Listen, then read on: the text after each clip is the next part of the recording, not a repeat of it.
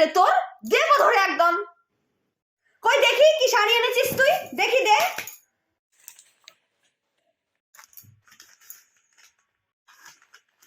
কত নিয়েছে এই শাড়িটা?